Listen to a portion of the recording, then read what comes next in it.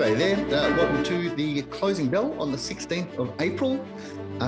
Because of the Easter break, and happy Easter to you, of course, I have recorded this on the Wednesday, so it's still a few days to go of trading before the Saturday. So I really don't know where the S&P 500 is. It could be anywhere. But what I'm going to do is just show you where the S&P is currently, because last week I was showing you and expecting this weekly sell pivot to form and showing you what could happen. So I just want to outline the fact that we're in a bit of a bearish phase in the short term on that S&P 500. And then I want to show you below the surface. I want to show you a few different indices that are going to give you a sense that there is a bit of weakness in various sectors that are quite important. And I think they're worth looking at to get a sense of what's going on beneath the surface, which I think increases the risk that the selling possibly will continue for the foreseeable future at least. Then I wanted to have a look at gold. It's actually picking up. A few beaten up gold stocks are starting to lift themselves off the canvas. So I just thought I'd quickly race through the gold chart and maybe have a look at a gold stock or two. So let's jump to the charts and have a look here at the S&P 500. This is just the weekly chart. You should know this well if you've been watching these videos. I've got the moving averages there. The ones I look at are the 10-week exponential and the 20-week simple. That's just to give me a sense of momentum. I don't trade off moving averages. I think they're a bit slow. But you can see for a few years, this has been pretty good at giving you a sense of the moves in momentum. And the thing I want you to note is that we have been in a weekly downtrend for a while now. And the last few weeks, as this short squeeze developed, where the market really rallied, I have been saying you've got to be a bit wary. There may be more to come. And where we'd expect to see resistance is up in that sell zone area of the wave. And prices did hit that sell zone exactly, turn down, and then we did get the weekly sell pivot. So the sell pivot occurs when the weekly charts are marching higher.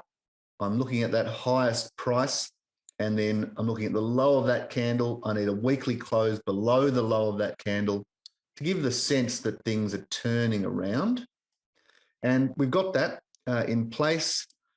We've also got prices now, heading below the 10-week exponential moving average. And that's often a bit of a starting gun for a next wave lower. So everything's just sort of here saying, watch out. You can always get, a few weeks of trading higher, trying to head up.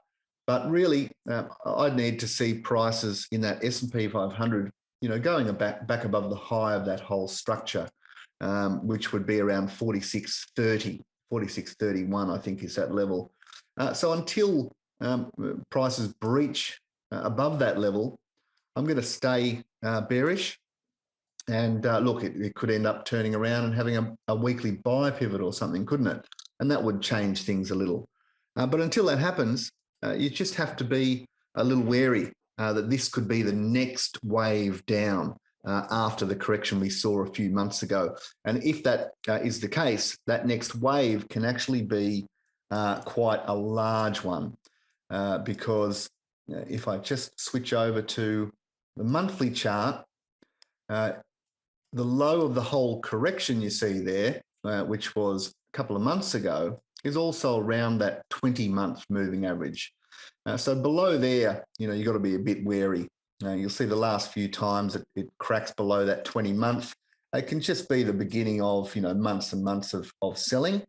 And, who knows, it could also be even a lot bigger than that. If we look back in the past, you'll see prices cracking below that 20-month exponential, 20-month simple moving average, the blue line you can see there.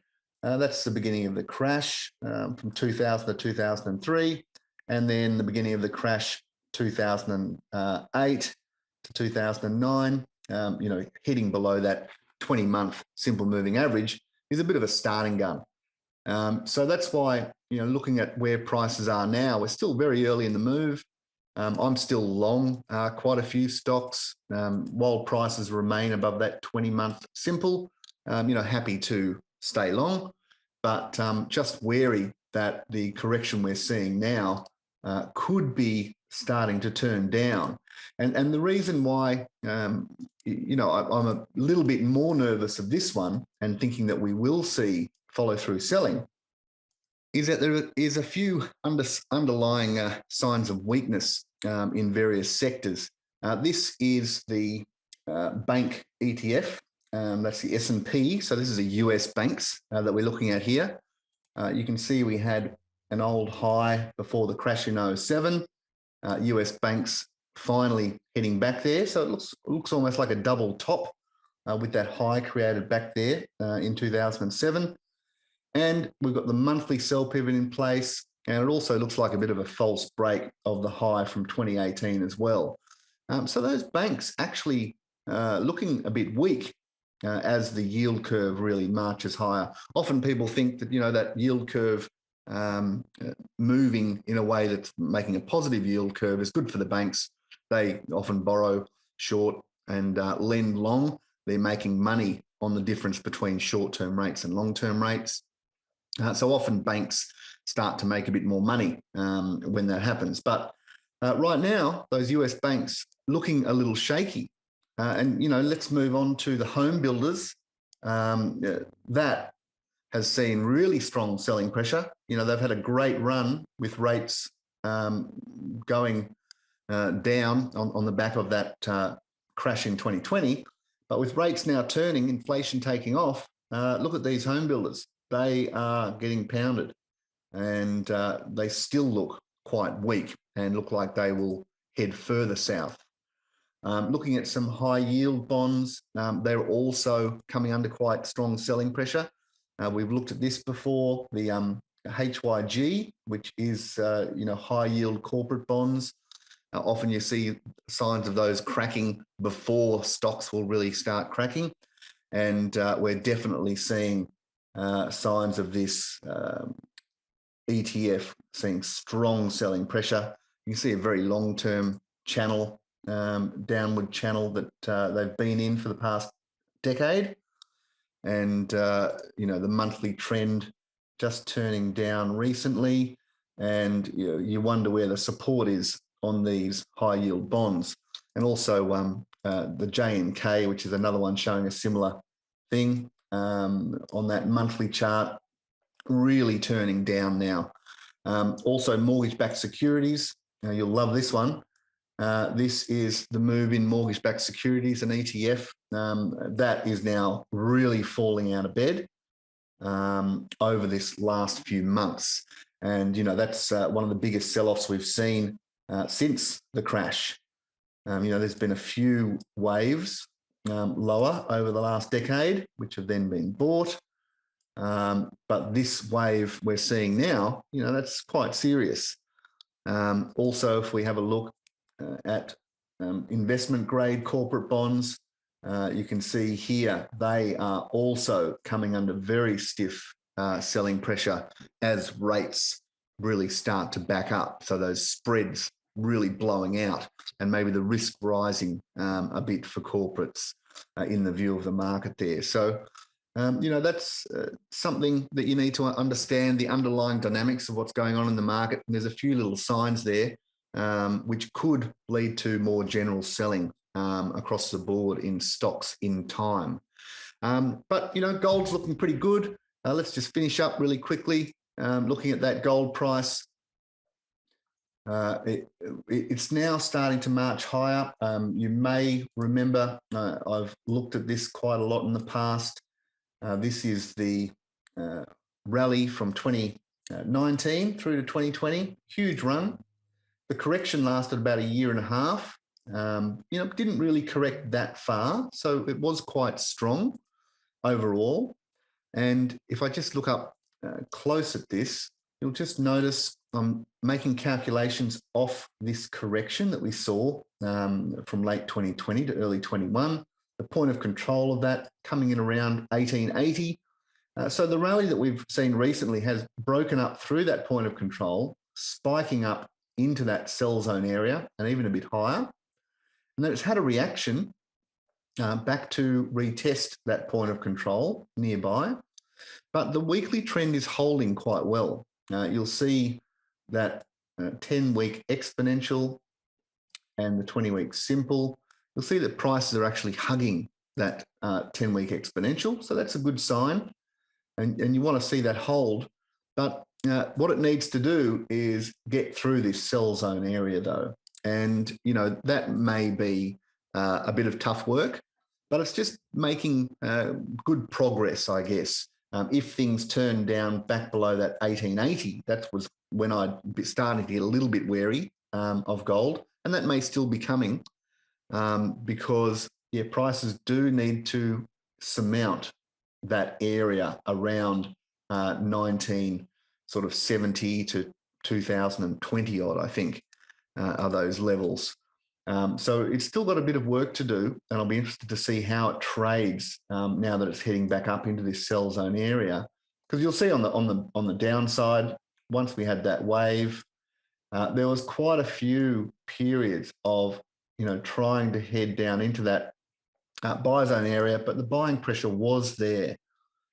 So it was looking pretty scary down there, but that buying pressure remained. So on the top side, it could be a similar story of, having a bit of hard work before being able to head through. But the trend is strong. The gold stocks are actually starting to see some buying, quite strong buying pressure across the board. There is, a couple of really beaten up stocks.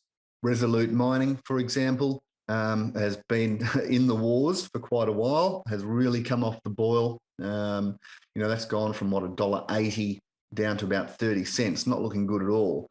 I'd need to do a bit of due diligence on them to get the confidence to really have a go at them. But just one to keep an eye on because they've really fallen out of bed. As gold prices rally, often it's the stocks that have high costs that can run quite a lot if gold keeps rallying because their margins can expand quite quickly. And this one has had a little monthly buy pivot down there, starting to see a little bit of buying come in, but still it's very weak. I think you'd want to do a bit of work on this. Then it would, if you were looking at that sort of a stock, it's a real punt because, if it heads back down below 20 cents, it's looking terrible, which will be heading through to all-time lows. You'd be running away from it down there. But if gold can pick up, this one may be looking to have a bit of a mean reversion move after such a terrible sell-off over the last year or two. So there's a few little stocks like that. SPM is in a similar situation, having really struggled after a very expensive takeover that hasn't gone too well. And this one still hasn't created a monthly buy pivot. It's not ready yet to take off, but there is a bit of buying pressure around. So in time, that may be ready to go. And another one that's coming alive is Regis. We've actually got this in the pivot trader portfolio. These massive waves you can see back to the buy zone, another massive wave there from 2015 to 2019. It's come right back to the bottom of that buy zone of that wave. We've got a monthly buy pivot last month and just starting to see a bit of a recovery in that one. So that should have a bit more upside and looking pretty terrible below $1.50. So anyway, there's a few little ideas thrown out there for you to go and research. But yes, keep an eye on those indices that I was showing you, showing that there is some selling pressure in very important sectors of the market over there in the US, showing some strain as the yield curve flies all over the place. And the S&P is in that weekly bearish phase right now. So I am just treading carefully. All right, well, I hope you have a lovely Easter, and I'll come back with more next week.